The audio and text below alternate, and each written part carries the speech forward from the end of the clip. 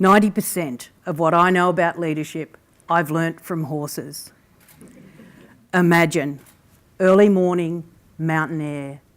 A group of young Aboriginal learners walk quietly towards a herd of horses in the yards. One young man, Stevie, walks ahead and approaches a horse, a big chestnut horse called Target. And the horse lowers his head and sets his eyes on that young man. Something passes between horse and human, and I recognise it as trust.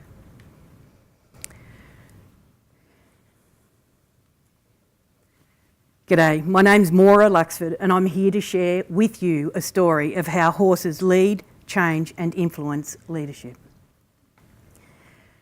My work over the last 20 years in the vocational sector is underpinned by all of the skills I've learnt working for 7 years as the Director of Full Circle Horsemanship, now as a senior leader in the vocational education sector.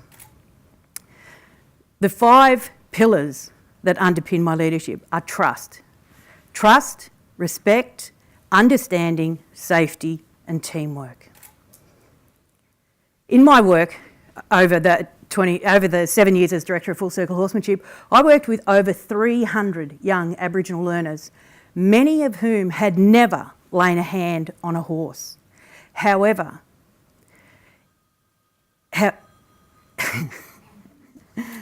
Many had, however, come up against the hard edges of life and often with dire consequences.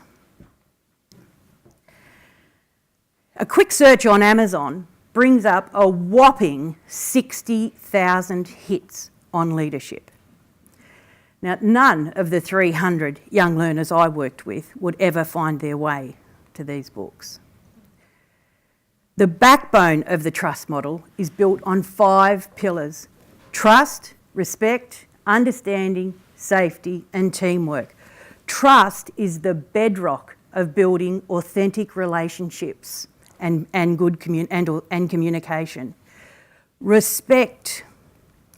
Trust is the bedrock of good relationships based on authentic communication. Respect. Horses don't care what you know till they know that you care, and humans are alike.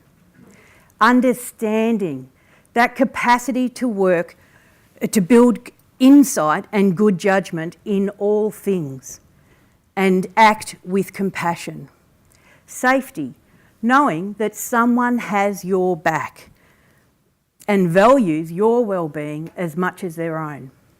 And teamwork, working together with energy toward a shared outcome or understanding.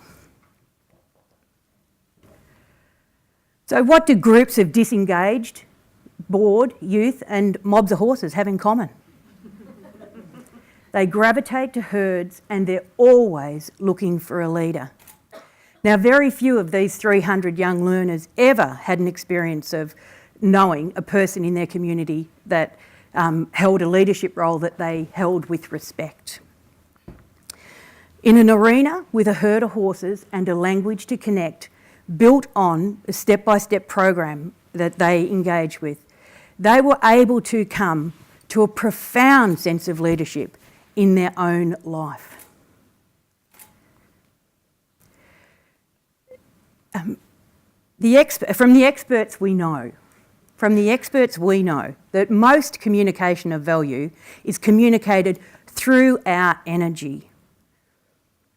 In my role now, the principles of the trust model underpin the work that I do in the many meeting rooms across a vast region in northern New South Wales where I work. Same principles, different leadership space. Let me finish by returning to Stevie and Target. Stevie, as a young man, had tried, and this is a fact, had tried every substance known to humankind to get high. Actually, I've missed a bit. I'm just going to go back.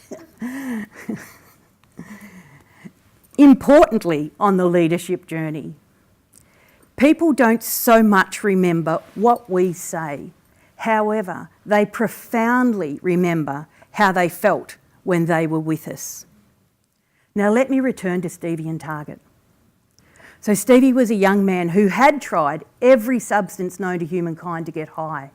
However, the first time he rode Target fast, we were bringing cattle back to the stockyards.